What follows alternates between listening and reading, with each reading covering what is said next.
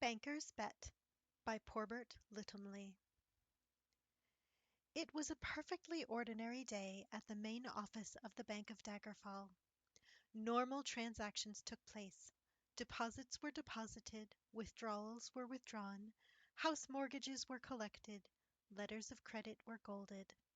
When a teller named Clyton J. Whifflington saw the little old lady approaching him, dragging two large sacks, each nearly as large as her, he changed his mind.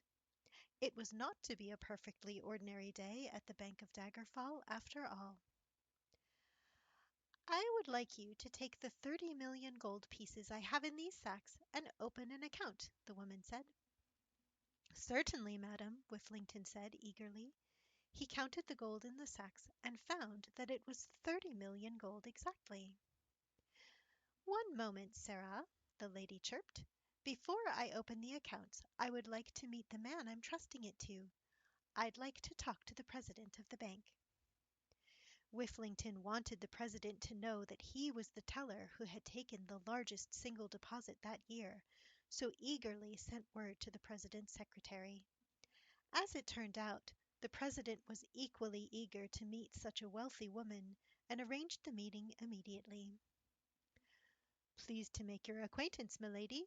I am Gerander B. Baggleton," said the bank's president. "My name is Petula Smethworthy," said the woman. "Thank you for seeing me. I like to conduct my business in a more personal way." "I can certainly appreciate that," said Baggleton chucklingly.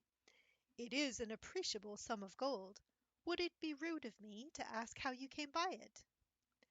"Not at all," said Mrs. Smethworthy. "Well, how came you by it, then?" asked Baggleton. "I'll let you guess," she replied. Baggleton was a man of enormous imagination, for a banker. He guessed inheritance and long-time thrift, but Mrs. Smethworthy coyly shook her head.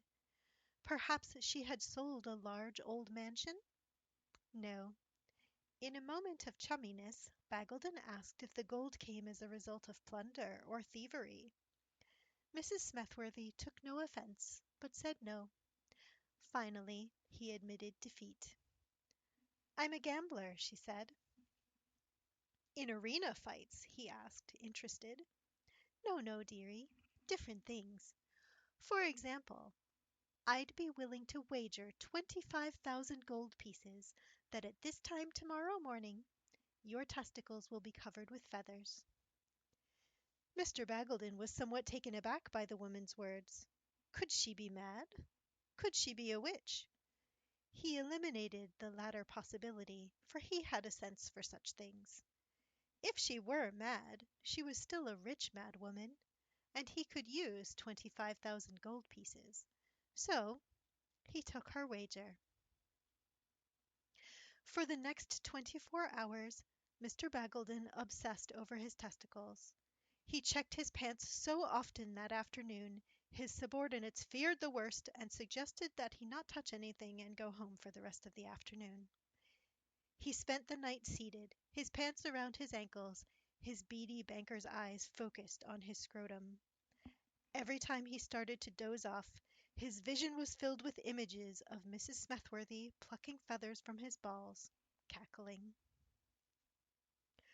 Mr. Baggleton arrived at the bank late the next day, only moments before Mrs. Smethworthy's arrival. Accompanying her was a lean, bespectacled fellow she introduced as a barrister from the court. Her son, as it turned out. Young Mr. Smethworthy always accompanied his mother when there was money involved, she explained. "Enough banter," she crowed. "The results of our bet." "My dear, dear madam, I can tell you that your gold will be quite safe at the Bank of Daggerfall. I hope it will not cause you distress to discover that your gold will be safer here than in your own hands.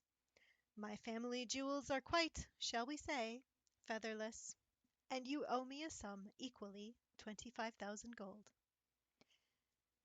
Poor Mrs. Smethworthy's face fell when she heard this. "Are you sure?" "Quite, madam." "Not even one feather?" Her voice suggested doubt. Mr. Baggleton could tell she thought he might be lying. Not one, I fear, madam. It's not that I don't trust you, Mr. Bagleton, but it is quite a lot of gold. Might I, would you, could I possibly see for myself? As he knew he was soon to be 25,000 gold pieces richer, and he was still a bit punchy from lack of sleep, Mr. Bagleton merely smiled and dropped his breeches to the floor. Mrs. Smethworthy examined his testicles very carefully, under, to the left, to the right. At last she was satisfied that there was not so much as a down feather anywhere in the region. While she was looking under them one last time, Mr. Bagleton heard a thwacking noise across the office. Young Mr. Smethworthy was banging his head against the stone wall. "What in the lady's name is wrong with your son, Mrs. Smethworthy?" he asked. "Nothing, dear," she said. "It's just that I bet him 100,000 gold pieces that by this time today I would have the president of the Bank of Daggerfall by the balls."